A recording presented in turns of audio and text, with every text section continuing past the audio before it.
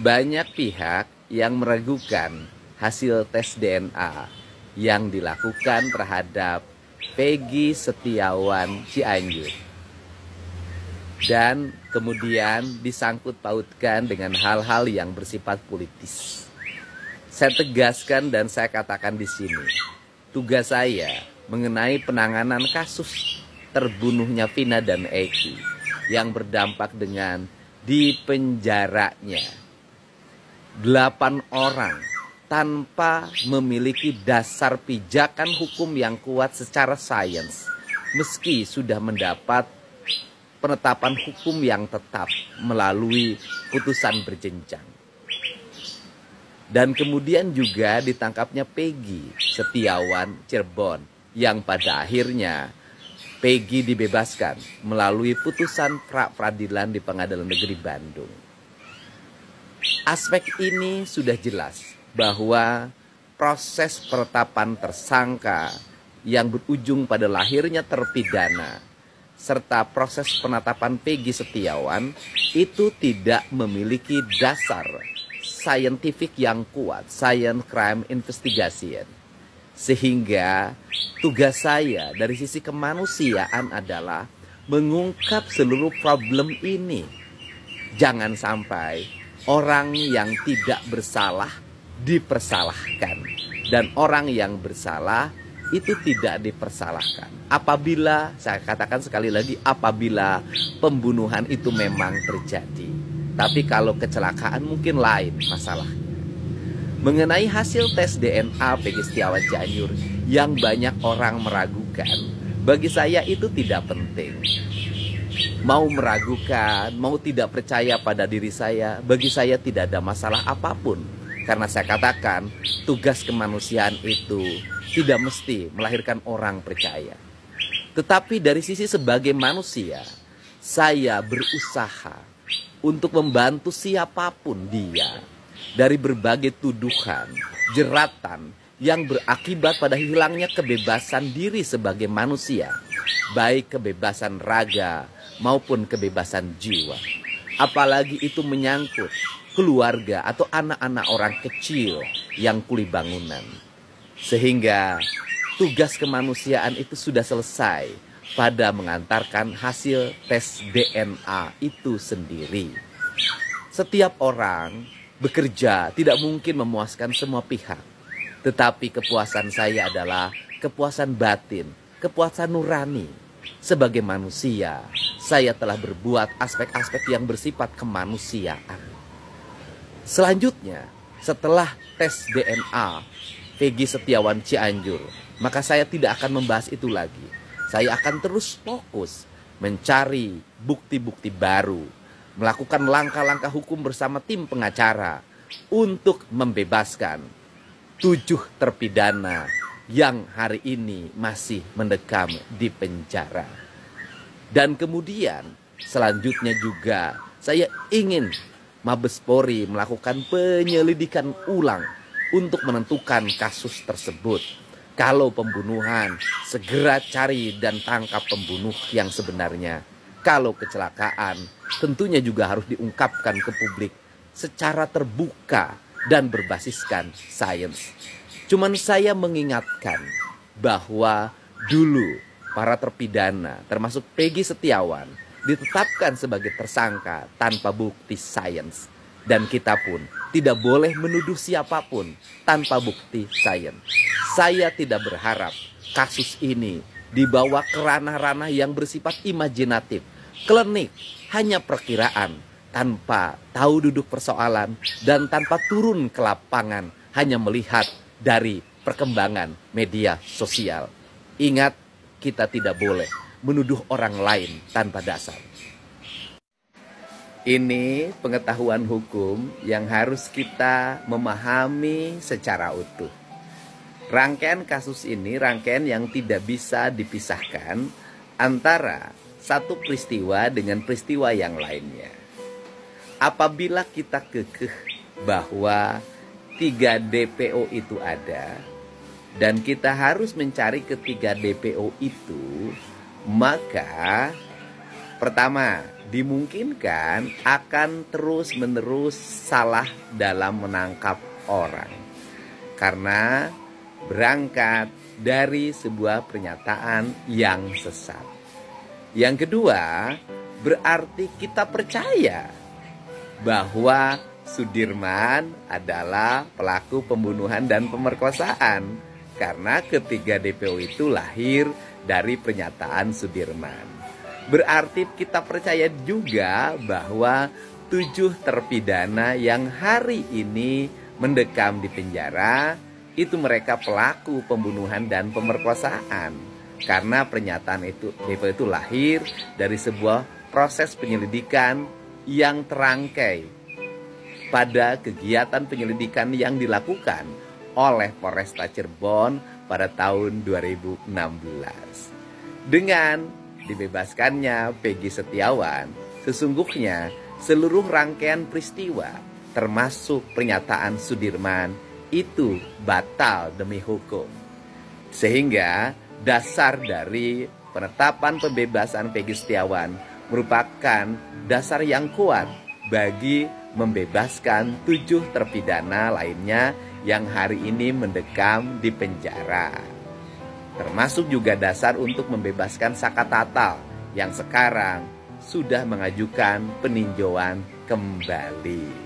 Sehingga apabila PK ini nanti dikabulkan, mereka dibebaskan, maka Mabes Polri dapat melakukan penyelidikan ulang agar didapatkan fakta dan data yang objektif yang tidak lagi terikat oleh penyelidikan yang dilakukan tahun 2016 yang telah melahirkan 8 terpidana dan 3 DPO. Cara yang terbaik hari ini yang mesti dilakukan adalah memeriksa dugaan kesaksian palsu terhadap 1. RT Pastren dan anaknya Abdul Kahfi, 2. AF dan Dede. Itu barangkali penjelasan yang saya berikan. Dan kemudian kalau ditanya kemarin tes DNA Peggy Setiawan berapa, lumayan harganya agak mahal. Nggak usah disebutin dah jumlahnya berapa, itu agak mahal. Kemudian pertanyaannya adalah percaya atau tidak percaya. Kemudian ini akan dibawa pada gorengan politik, ketidakpercayaan pada diri saya. Dengan ikhlas saya melakukan semua ini adalah demi kemanusiaan, bukan demi kepentingan politik. Karena bagi saya membebaskan 7 terpidana yang hari ini mendekam di penjara adalah peristiwa kemanusiaan yang mesti dilakukan. Karena ini adalah peristiwa terpedih dalam sejarah hukum Indonesia. Kalian ya, jutaan akal saya yang masih tersedia. Otak dan kepala saya ini nggak bisa kalian ban. Ingat ya. Nggak bisa kalian banned. Semakin kau tonjok saya, semakin kencang suaranya. Ancam-ancam pula kau mau masih hidup atau tidak. Emangnya nyawa di tangan lo. Kalian jangan lupa ya oknum-oknum yang di Jawa Barat ya. Oknum ya. Saya nggak menyalahkan itu orang yang berseragam oknum. Mau oknum penyidik, anak buah Rudiana, dengar. Nggak selamanya kalian enak.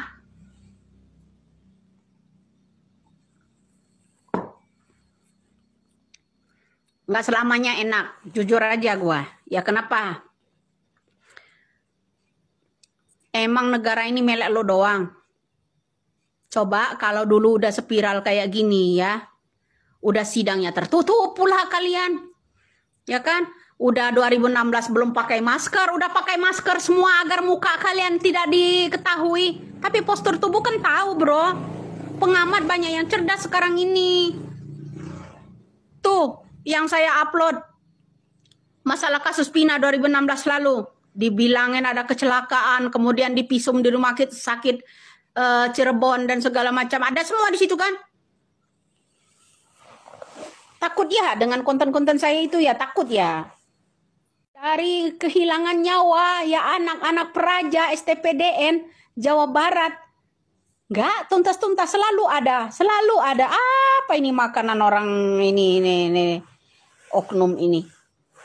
Selalu kejadiannya parah. Coba kalau kejadian ini di Jakarta udah selesai, bro. Kasus Sambo contohnya, jenderal semua yang terlibat banyak. Ya kan, kasus Sambo selesai. Masa kasus yang seorang Pina nggak bisa tuntas? Ya, kasus Pina nggak bisa tuntas selama 2 tahun. Kalau bukan netizen bisa jadi ya, teriakan netizen seluruh rakyat Indonesia bisa jadi itu mendekam. Udah jadi apa Peggy Setiawan sekarang selama 2 bulan? Jadi bangkai. Ina aja kamu teriak-teriak di situ. Aku menteriakkan tangkap AF, tangkap Memel, Linda. Ya kan skenario film itu salah. Harusnya sutradara konfirmasi dulu sama saya. Kok malah tes DNA? Nggak butuh tes DNA itu ya. Kami butuh orang yang DPO itu kejar, 3 orang itu kejar. Yang 7 orang tidak bersalah itu lepaskan. Baru akan diam kami. Setelahnya kalian mau hukum Rudiana terserah. Kira-kira kalian bisa nggak upload kembali itu video KDM pada pertama kali KDM jumpa dengan Pak Cecep ya kan? Kita nggak menuduh. Kita nggak menuduh nih. Saya nggak nuduh. Kira-kira masuk logika sehat. Ya, mau masuk logika sehat. Kalau orang menikah di bawah tangan, umur 12 tahun, kira-kira udah punya jembut belum dia? Kalau zaman dulu sekolah itu umur 6 tahun belum diterima, harus 7 tahun. Artinya 7 tambah 6 aja baru 13 kan. Nah, ayo. Kalau dia umur 12 tahun berarti dia masuk sekolah umur 6 tahun kan. Tamat SD dia menikah. Satu pertanyaan, udah disunat apa belum? Udah punya jembut apa belum? Itu satu. Ya kan?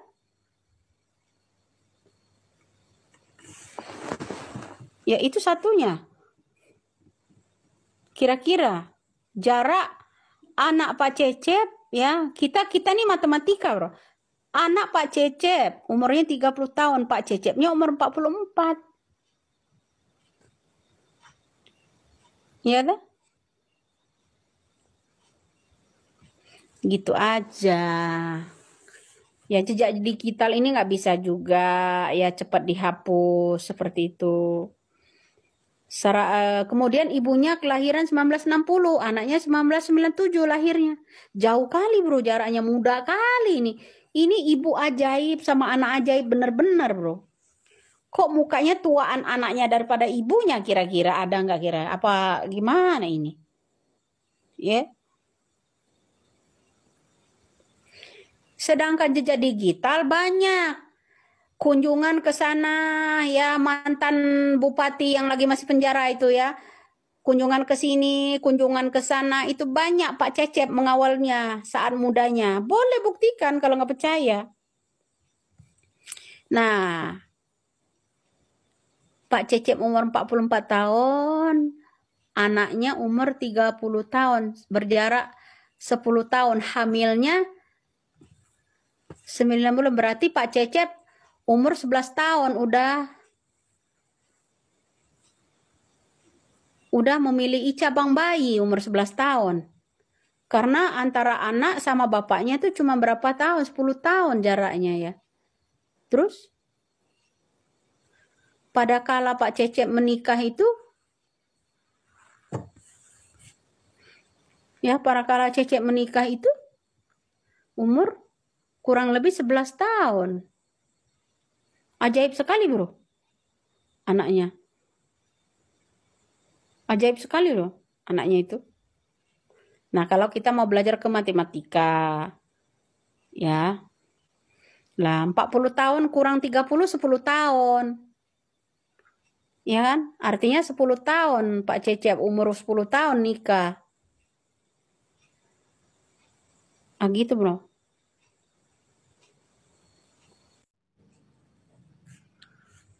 Nah, netizen ini berpengaruh udah tes DNA, umurnya juga lupa.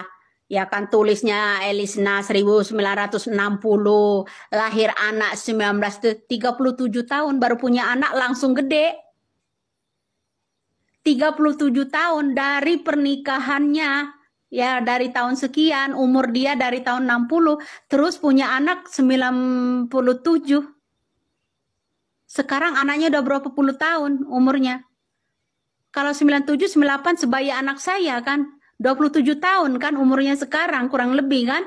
Ya kan? Sekarang dari tahun 60 kurang 27. Ya, 1960 kurang 27 tahun. Begitu lahir langsung gede gitu anaknya. Begitu merojol langsung jumbo gitu anaknya. Ya. Atau hamilnya 12 tahun gitu. Ngandung yang namanya anak bayi ajaib ini ya, bayi anak ajaib ini ya. Ini benar-benar anak ajaib menurut saya. Tahun 1960. Kira-kira kalau dia menikah umur 12 tahun aja ya. Masuk akal? Kira-kira dia menikah umur 20 tahun atau 22 tahun. Ya sekarang anaknya udah ini. Dari 1960 ya ke 97 itu jaraknya hampir 37 tahun. Muka masih muda banget. Bayi ajaib bener itu. Ya. Begitu ceprot langsung jadi geng motor. Hebat Indonesia mah punya bayi ajaib bener. Ya bro. Indonesia punya bayi ajaib tuh bener-bener hebat bro. Begitu lahir dia langsung geng motor 2016 lalu. Ya. Ya dari 2014 apa tuh? Ya udah ikut geng motor begitu lahir bro, udah kebut-kebutan mobil mewah. Setelah ada kasus dia jadi miskin, itu yang saya heran. Ya kan? Setelah ada kasus dia langsung miskin gitu, si bayi jumbo itu. Iya. Bayi ajaib, bener-bener baru di Indonesia dong. Ada orang kelahiran tahun 1960 itu ya. Baru lahir anaknya 1997. Benar-benar bayi ajaib itu. Ya kan? Udah langsung sekolah di Cirebon pula, tidak terdeteksi yang namanya tamatan sekolahnya di Cirebon itu, nama yang kita ketik, nama yang kita cari orang tua laki, tes DNA-nya ayah biologis. Maksudnya apa ini ayah biologis? Kalau orang tes DNA dari forensik itu kemiripan darah, rambut, serta ini kepada ya kedua orang tua. Nggak ada ditulis di situ ayah biologis.